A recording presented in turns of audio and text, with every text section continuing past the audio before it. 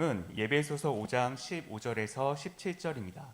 신약 성경 315페이지입니다.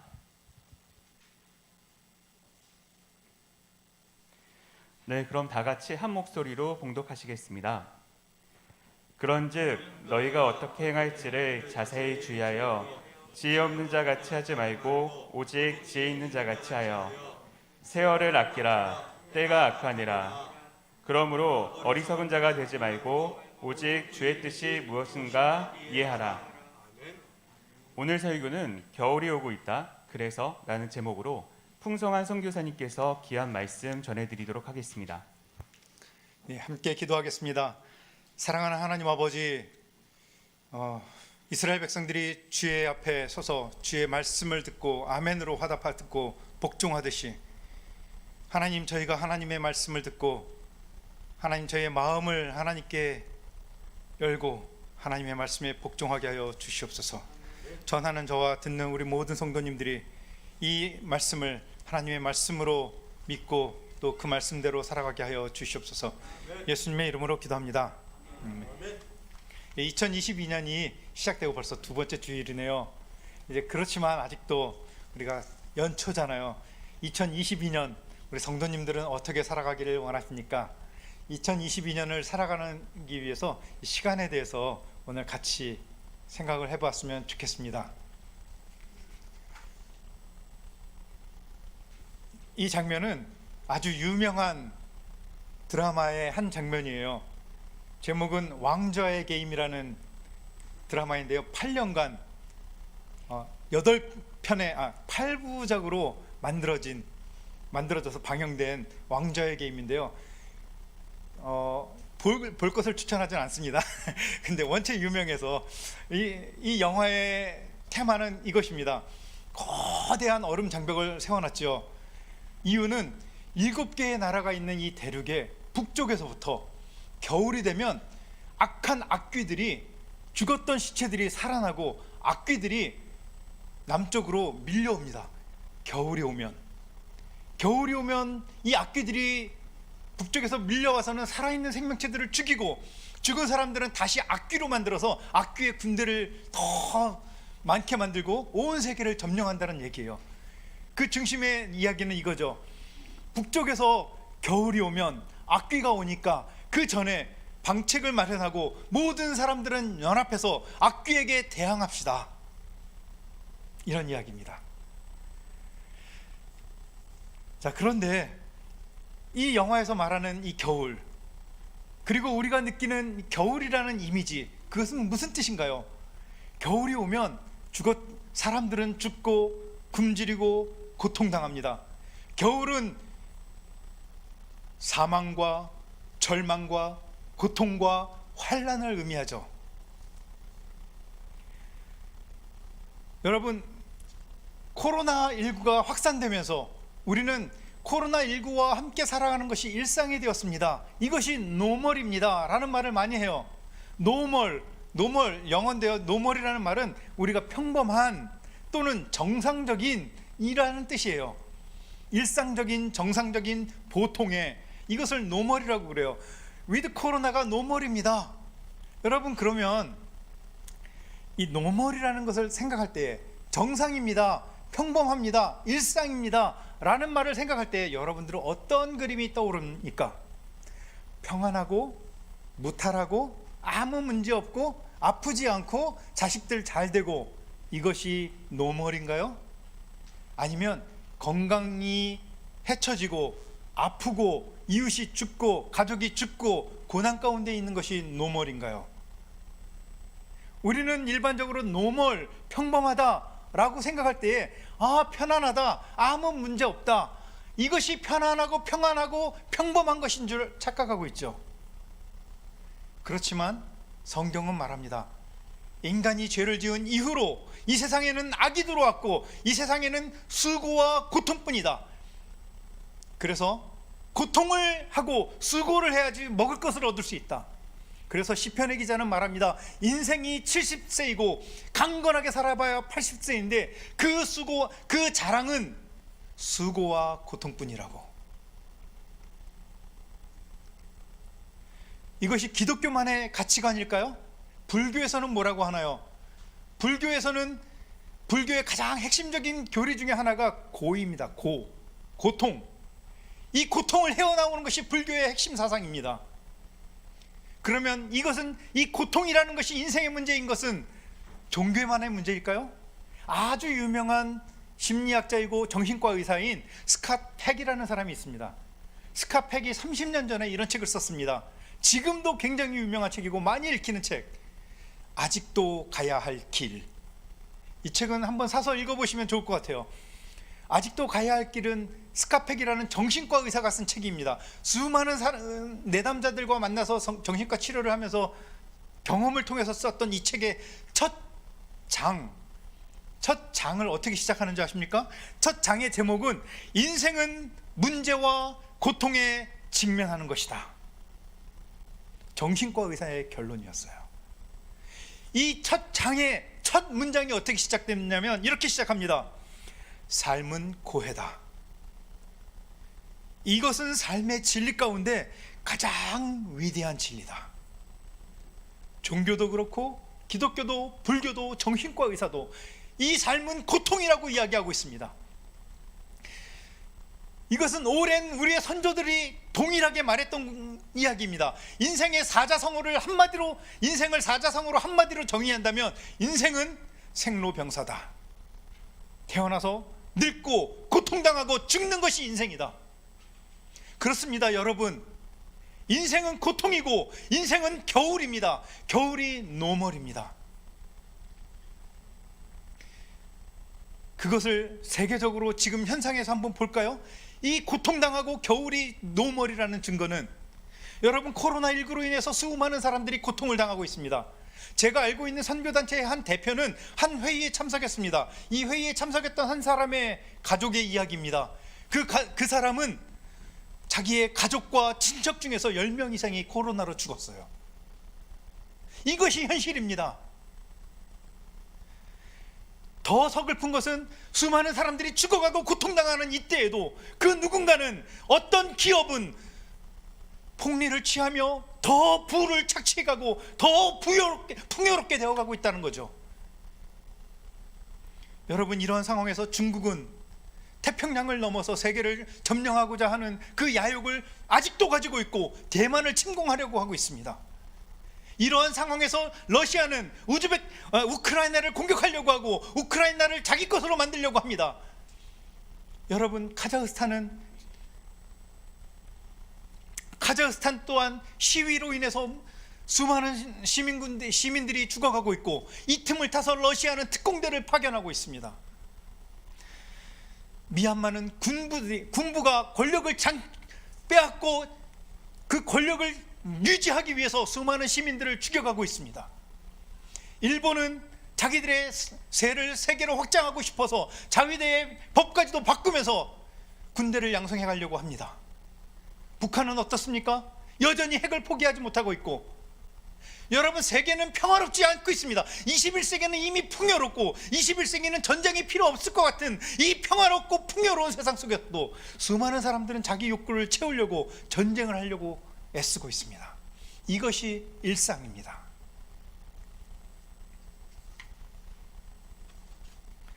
이것이 세계적으로만 겨울일까요? 우리의 일상은 어떻습니까? 우리의 개인의 삶은 어떻습니까? 우리의 개인의 삶은 평안하십니까? 임신한 엄마들이 소원하는 것이 있죠. 이 아이가 나오기만 하면 나는 편안해질 것 같아. 그런데 이미 출산의 경험을 가지고 있는 여러분들은 아시죠? 애는 뱃속에 있을 때가 제일 편하다고. 제가 알고 있는 선교사님이 노산을 했어요. 임신했을 때 너무 힘이 들어서, 노산을 하니까 너무 힘이 들어서 이대병원에, 서울대병원에 한참을 몇 개월을 입원을 있으셨어요. 그 고통 가운데 한 가지 소원이 있다면 이 아이를 무탈하게 출산하는 거예요. 출산만 하면 살 수 있을 거라고 생각했어요. 그리고 며칠 전에 출산을 하고 이 아이를 집으로 데리고 왔어요. 3일 전에 메시지를 저에게 보냈습니다. 선교사님, 멘붕입니다.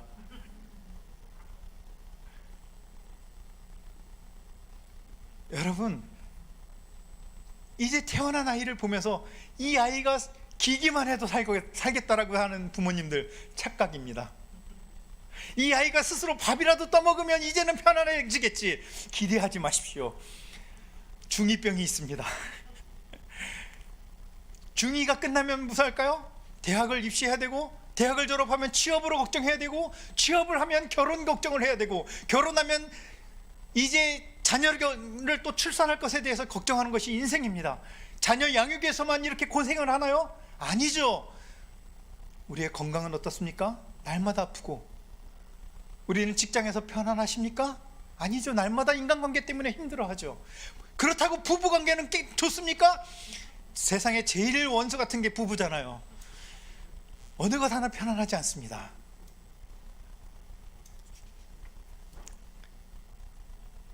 그러므로 이 영화가 말했던 겨울이 오고 있다, 이것은 틀린 전제입니다. 여러분, 겨울은 이미 왔습니다. 우리가 살고 있는 지금이 겨울이고 우리의 인생이 이미 겨울입니다. 우리는 겨울을 살아가고 있습니다. 그러면 이 겨울은 어떻게 하면 끝이 날까요? 이 고통이고 환난이고 죽음이고 악독한 이 겨울은 어떻게 해야지 끝낼 수 있을까요? 오늘 한 가지 이야기를 더 소개하고 싶습니다. C.S. 루이스가 썼던 나니아 연대기라는 아주 유명한 책이 있습니다. 이 책은 꼭 읽어보시면 좋겠습니다. 그 중에서도 시리즈로 되어 있는데 2권 사자와 마녀와 옷장, 그리고 마지막 권 마지막 전투라는 책은 꼭 읽어보시면 좋아요. 그 중에 나니아 연대기에서 사자와 마녀의 옷장은 영화로도 만들어졌어요. 이 나니아라는 세상에 아슬란이라는 왕이 있었는데, 왕이 잠깐 이 나니아를 떠나서 여행을 하고 있었어요. 그 사이에 하얀 마녀가 나니아라는 나라에 침범을 해서 이 나니아를 하얀 마녀가 다스리는 겨울 나라로 만들었어요. 하얀 마녀가 다스리는 이 겨울 나라는 크리스마스가 없는 겨울이 영원히 지속되는 나라예요. 무슨 의미인가요? 크리스마스가 없다. 저는 이 대목을 다 책으로 읽는데 가슴이 철렁했어요. 세상에 우리에게 크리스마스가 없다니. 크리스마스가 있다는 얘기는, 크리스마스가 소망이에요. 겨울은 끝나겠구나. 그리고 크리스마스가 지나면 봄은 오겠구나. 그런데 그 봄을 알리는 크리스마스가 없다니. 여러분, 우리의 삶은 겨울 마녀가 다스리는 그 크리스마스가 없는 영원한 겨울 같을 수가 있어요. 이 겨울이 끝나기 위해서는 아슬란이라는 사자왕 예수 그리스도가 다시 와야 돼요. 이 책에서는 아슬란이 먼 여행에서 돌아옵니다. 그러자 하얀 마녀는 힘을 잃게 되고, 꽁꽁 얼었던 세상은 점점 녹게 되고, 녹은 물은 시내가 되고, 시내가 흐르는 곳은 생명의 싹이 나고, 그래서 봄이 다시 오게 됩니다. 여러분, 주었던 우리의 인생, 겨울과 같은 우리의 인생을 녹일 수 있는 방법은 바로 예수 그리스도가 다스리는 것입니다. 그 겨울과 봄, 죽음과 생명, 이것을 오늘 읽은 에베소서의 말씀에서는 어두움과 빛이라고 설명합니다. 사도 바울은 어두움의 일과 빛의 일, 어두움에 참여하는 것과 빛에 참여하는 것, 이 두 가지를 대조하고 있습니다. 그러면 어두움의 일이라는 것은 무엇인가요? 사도 바울은 말합니다. 에베소서 5장 11절에서 어두움은 열매 없는 일들이다. 열매가 없다는 것은 아무런 유익함이 없다는 거죠. 어두움은 말하기조차 부끄러운 것이다, 더러운 것이다, 추잡한 것이다. 어두움은 14절에서 12절에서 이렇게 말합니다. 어두움은 죽은 것이다. 죽은 자들이여, 죽은 자들 가운데서 산 자들은 일어나라, 이렇게 말합니다. 여러분, 그러나 소망이 있습니다. 이 어두움은 빛이 오면 없어질 것입니다. 하지만 예수 그리스도가 완전히 다스리는 이 영원한 봄의 나라, 그 나라는 아직은 오지 않았습니다. 이미 예수 그리스도가 오셨지만 아직은 오시지 않은 이 겨울의 시기를 살아가는 성도들, 어떻게 이 겨울의 인생을 살아가야 될까요? 성경은 말합니다. 에베소서 5장 15절에서 이렇게 답을 제시합니다. 성도들이여, 어두움을 살아가는 성도들이여, 지혜롭게 사십시오. 지혜로운 사람답게 사십시오. 궁금하지 않습니까? 어떻게 사는 것이 지혜로운 사람인가? 어떻게 사는 것이 지혜로운 것인가? 거기에 대해서 사도 바울은 답을 이야기하고 있습니다. 16절에서 지혜로운 사람은 세월을 아끼는 사람입니다. 에베소서 5장 16절에 말하는 세월을 아끼라.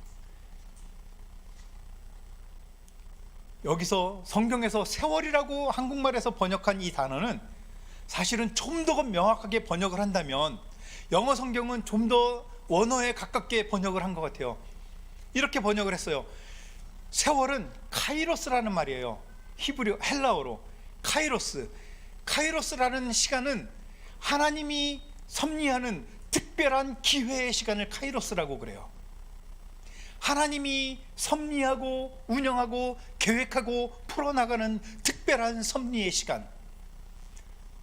이것은 영어로는 chance 아니면 opportunity라고 해요. 뭐냐면 특별한 기회들, 하나님이 너희에게 주는, 우리가 가지고 있는 어떤 특별한 일을 할 수 있는 특별한 기회가 이 세월이에요. 그 세월을 아껴라, 이렇게 말해요.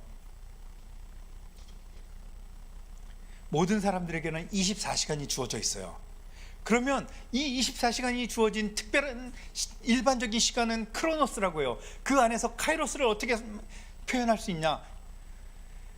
한번 여러분에게 있는 시간들을 한번 생각해 보시면 좋겠어요. 연말 연시, 누구든지 다 보내는 12월 31일과 1월 1일, 저에게는 아주 특별한 카이로스의 시간이었어요. 은진이가 오른쪽 발목을 다쳤고 며칠 뒤에 이은혜 선교사가 오른쪽 발목을 똑같이 다쳤어요. 1월 1일이 되기 전날 이정아 선교사가 오른쪽 발목 수술을 했고 이틀 뒤에 은진이가 오른쪽 발목 수술을 했어요. 연말 연시에 믿음이 없는 사람, 아니면 신앙을 부정적으로 보는 사람들은 이럴 수 있겠죠. 선교사가 뭔 잘못을 했길래 저렇게 저주를 받았을까? 그런데 저에게는 이것이 하나님의 섭리의 시간이었어요. 오른쪽에는 수술해서 누워있는 아내, 왼쪽에는 사랑하는 딸이 침대에 누워있어요. 저는 동시에 그 사랑하는 사람들 사이에 누워서 병원 바닥에 누워있어요. 두 명을 동시에 돌볼 수 있는 이 특권, 한 명이 아프고 다 병가 나온 다음에 또 한 명이 아프면 일이 2배인데 한 번에 돌볼 수 있는. 그리고 선교지에서 늘 가족의 어려움이 있었지만 선교지에서 선교한다고 떨어져 있으면서 가족들을 돌보지 못했었는데 이번에 집중해서 돌볼 수 있는 이 특권, 하나님이 특별한 시간을 주시는구나. 여러분, 동일하게 주어지는 시간, 동일하게 주어지는 사건이지만 우리는 하나님 안에서 그것을 섭리로 받아들일 수도 있다는 거죠. 사도 바울은 갈라디아서 4장 4절에서 이렇게 말했어요. 때가 참에 하나님이 그의 사랑하는 유일하신 아들을 세상에 보내셨다. 여기서 말하는 때가 카이로스예요. 이 모든 사람들이 역사를 살아왔어요. 그런데 사도 바울은 이렇게 봤어요. 로마가 이스라엘을 점령하고 로마가 세상을 점령해 나가는 그것이 하나님이 예수 그리스도를 세상에 보내시기 위해서 준비한 때다. 여러분, 우리 모두는 동일하게 주어지는 24시간을 살 수도 있고 우리 각자에게 주어진 하나님의 특별한 섭리의 기회의 시간을 살 수도 있습니다. 그런데 사도 바울은 말합니다. 그 시간을 아껴라. 아끼라는 말의 헬라어는 엑사고라스라는 말이에요. 이 엑사고라스라는 말은 아고라라는 말에서 왔어요. 아고라는 무슨 말이냐면 시장이라는 뜻이에요. 시장이라는 말에서 아끼라는 말이 나왔어요. 원래의 의미는 이거예요. 시장에 가면 값을 주고 물건을 사는 거예요. 아껴라 라는 말은 돈을 지불하고 산다는 얘기예요. 하나님의 특별한 시간을 돈을 지불하고 살아, 이런 뜻이에요. 그런데 특별히 성경에서는 이 돈을 지불하고 살아 하는 엑사고라스라는 말이 구원과 관련되어서 사용돼요. 뭐냐면 이 시간을 구원해내라, 이런 뜻이에요. 구원해내는데 그냥 구원하는 게 아니라 너희의 값을 주고 시간을 구원해내라, 이런 뜻이에요. 여러분, 이 말을 한마디로 정리하면 여러분 각자에게 가지고 있는 하나님의 특별한 기회의 시간이 있습니다. 그 시간을 돈을 주고 값을 주고 구원해 내십시오. 이것이 세월을 아끼라는 뜻이에요.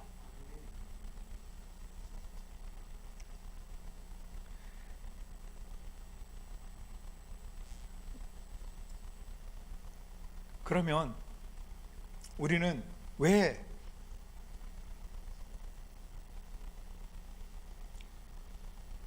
세월을 아끼는 것 아껴야 할까요? 왜냐하면 때가 악하기 때문이에요. 때가 악하기 때문에.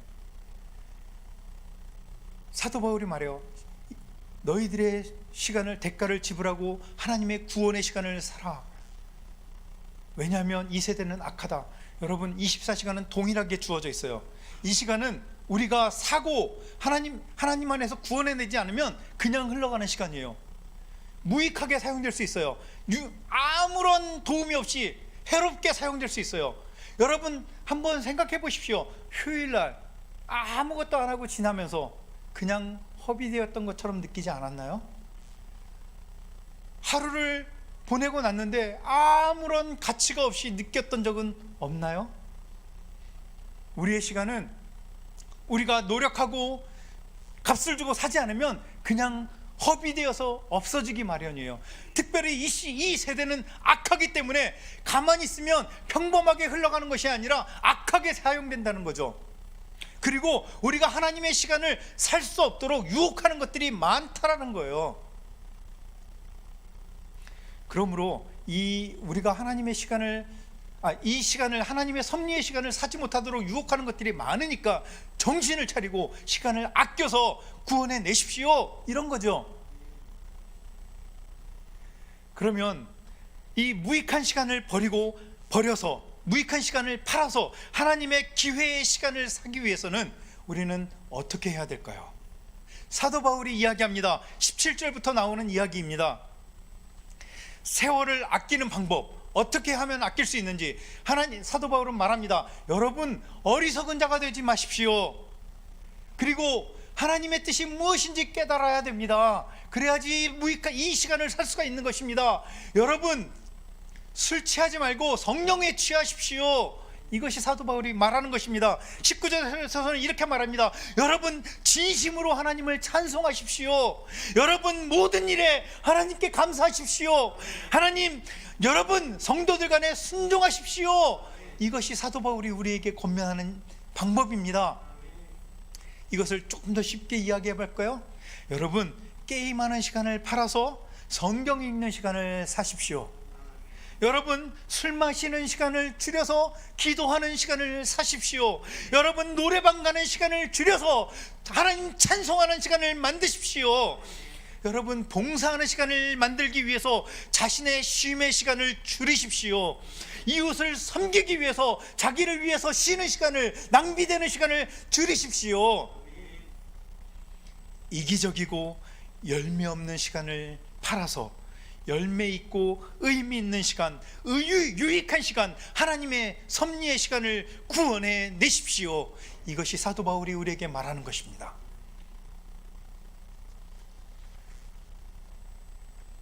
여러분 2021년을 한번 돌아보십시오. 여러분의 시간은 어떠했습니까? 어떻게 흘러갔습니까?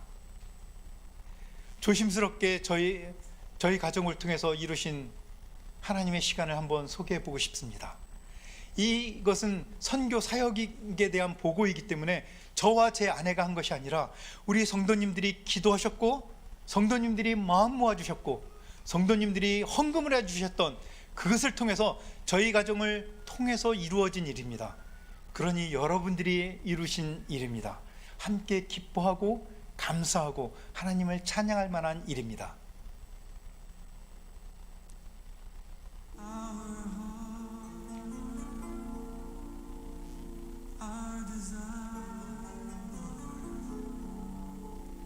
(2021년) 아주 어려운 시간이었죠. 선교지에도 돌아갈 수 없었던 상황이었어요. 모든 것이 막힌 것 같았어요. 그때에도 하나님은 새로운 길을 열어주셨고 그때에 하나님께서 새로운 일들을 할 수 있게 만들어주셨어요. 그러한 이야기들입니다. 한국에 있었지만 우리 방글라데시에 있는 여러분들이 기도해 주시는 커넥션즈와 방글라데시 선교를 위해서 아내와 제가 같이 사역을 할 수 있었어요. 메시지도 전하고 격려도 하고 전략에도 참여할 수 있었죠.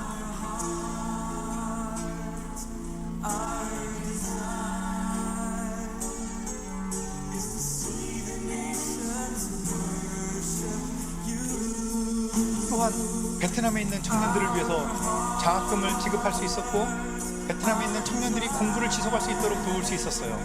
여러분들이 보내신 헌금이 이렇게 사용된 것이고요. 또 한국에 와 있는 아프리카 난민 가족들을 직접 집을 방문할 수도 있었어요. 자녀를 도와주고 엄마들을 도와주면서 정말로 자녀 양육을 잘하고 이 낯선 땅에서 살아갈 수 있도록 도왔죠.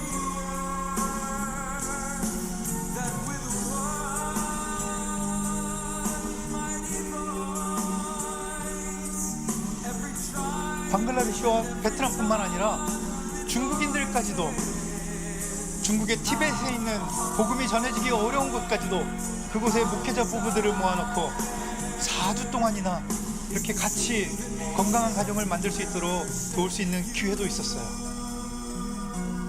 또 한국에 있는 한부모 가족들을 위해서 섬길 수 있는 기회도 있었습니다.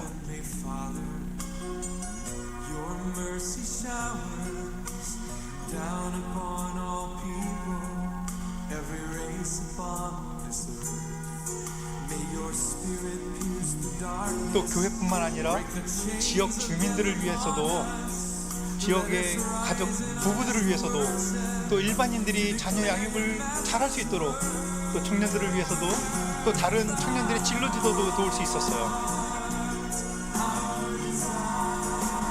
선교사들을 위해서 사역을 잘할 수 있도록, 선교사들이 정말로 자기 안에 있는 것들이 회복될 수 있도록 무려 6번이나 20시간씩 6번이나 도울 수 있었어요. 그리고 12월부터는 또 이번 달에 다음 주에도 있고요, 2월 달까지 전 세계에 흩어져 있는 선교사들을 온라인으로 초청해서 그분들에게 선교를 잘할 수 있는 방법들을 지금도 같이 진행을 하고 있어요. 뿐만 아니라 전국 각지에 흩어져 있는 일반 성도들과 예수님 믿지 않는 사람들도 포함해서 이렇게 소그룹으로 온라인을 통해서 책 모임을 하고 있어요.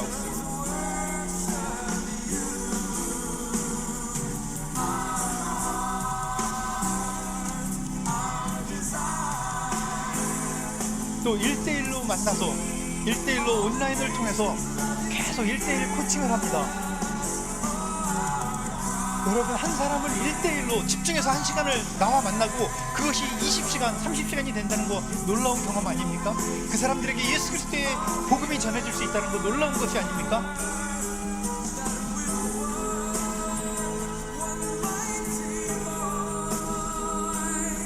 모두 다 우리 성도님들이 기도했고, 성도님들이 돈을 보냈고, 성도님들이 마음을 보냈고, 우리 하나님께서 그 성도님들의 마음과 기도와 수고를 들으시고 이루시는 일들입니다. 놀랍지 않습니까? 이 이루어지기 전날이었어요. 작년 12월 31일 우리 성경 말씀을 하나씩 뽑았잖아요. 2020년 12월 31일 날 제가 뽑은 말씀은 이사야서의 말씀이 54장 2절과 3절의 말씀이었어요. 무슨 말씀이었냐면, 내 장막터를 넓혀라, 내가 사는 천막을 마음껏 넓게 펼쳐라, 밧줄을 길게 내리고 말뚝을 단단히 박아라.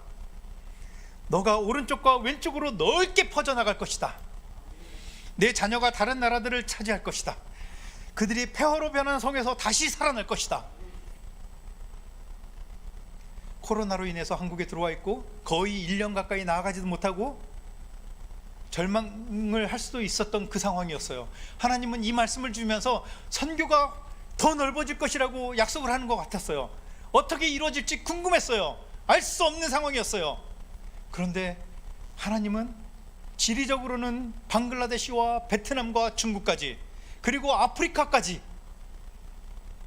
그리고 대상으로 보면 교회 안에서와 다른 교회까지 예수님, 또 종교적으로는 예수님을 믿는 사람이나 믿지 않는 사람이나 그룹이나 개인이나 정말 넓은 다양한 영역에서 선교가 일어나게 만들었다는 거죠. 동일하게 1년 365일이 주어지지만 하나님의 섭리의 시간은 다르게 흘러갈 수 있는 것을 보여줍니다. 여러분, 하나님이 여러분의 기도와 헌금, 그 마음을 이렇게 사용하시고 계십니다. 성도님들,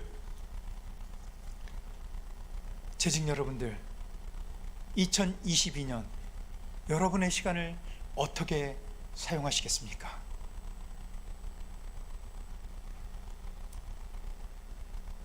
코로나가 19가 지속되었던 지난 2년간은 정말 어려운 시간이었을 수 있어요.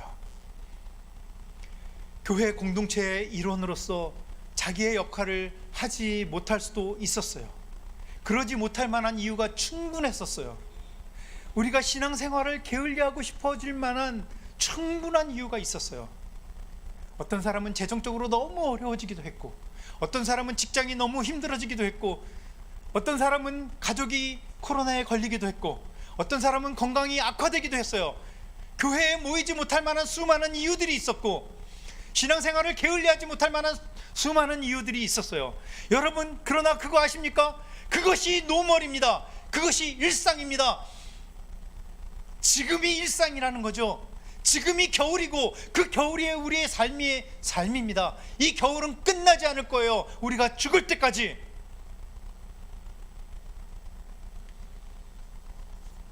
그러나 성경은 말합니다. 그 고통은 끝날 것이다. 예수 그리스도가 다스리는 그날이 오면 끝날 것이다. 그래서 아직도 가야 할 길이라는 책을 썼던 그 스카펙의 결론은 이거예요. 고통으로 시작된 그 인생, 여러분들이요, 스카펙이 하는 말을 들어보십시오. 여러분들이 벼랑 끝에 서 있는 것 같을지라도 낙심하지 마십시오. 여러분의 인생은 아직도 가야 할 길이 있습니다. 여러분, 그렇습니다. 우리의 겨울은 끝나지 않을 것 같고 우리의 어둠의 시간은 끝나지 않을 것 같지만, 여러분, 그러나 우리에게는 남겨진 길이 있고 예수 그리스도 안에 봄이 올 것이라는 소망이 있습니다. 그러면 여러분, 한 가지 묻고 싶습니다. 재직 여러분, 묻고 싶습니다. 여전히 코로나로 인해서 우리는 신앙생활을 게을리하겠습니까? 아니면 하나님의 기회의 시간, 섭리의 시간, 이것을 만드시겠습니까?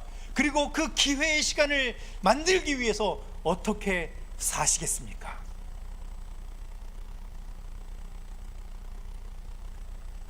여러분, 이 하나님의 섭리의 시간을 살기 위해서, 섭리의 시간을 구원해내기 위해서 여러분들이 지금 버려야 될 여러분들의 이기적이고 어둡고 겨울과 같은 악한 시간들은 무엇인가요? 여러분들이 버려야 될 그러한 것은 무엇인가요? 그 버려야 될 것들을 버리고 그 대가로 여러분들이 사고 싶어하는 그 시간은 어떠한 시간인가요? 여러분들이 해야 할 것은 무엇인가요? 여러분들이 구원해내야 될 그 시간은 어떠한 것인가요? 세상은 이미 겨울이고 세상은 악한 시간입니다. 이것으로 인해서 힘들어하고 낙심될 수 있습니다. 그러나 절망하지 마십시오. 부부관계가 아무리 어렵다고 해도 여러분, 조금만 더 노력해 주십시오. 자녀가 아무리 어려운 시간을 보내고 있다고 해도 낙심하지 말아 주십시오. 직장이 아무리 힘들다고 해도, 취직이 너무 안 된다고 해도, 여러분 인생이 너무 힘들다고 해도, 여러분 재정적으로 너무 괴롭다고 해도 여러분 낙심하고 힘들어하지 마십시오. 왜냐하면 이것이 여러분들에게 하나님의 카이로스의 시간이 될 수 있기 때문입니다. 이 카이로스의 시간, 이 봄의 시간을 만들기 위해서 여러분들이요, 여러분들의 무익한 시간을 버리고 구원의 시간을, 하나님의 기회의 시간을 구원해 내십시오. 함께 기도하겠습니다.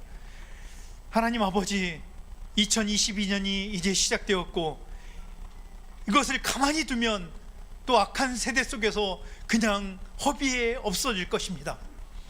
하나님, 이 시간을 구원해내게 하여 주시옵소서. 하나님, 이 시간 속에 가지고 있는 하나님의 뜻을 분별해내게 하여 주시옵소서. 우리가 가지고 있는 악한 습성, 악한 시간들을 팔아서 하나님 유익한 시간, 구원의 시간, 하나님의 섭리의 시간, 기회의 시간을 만들게 하여 주시옵소서. 예수님의 이름으로 기도하옵나이다.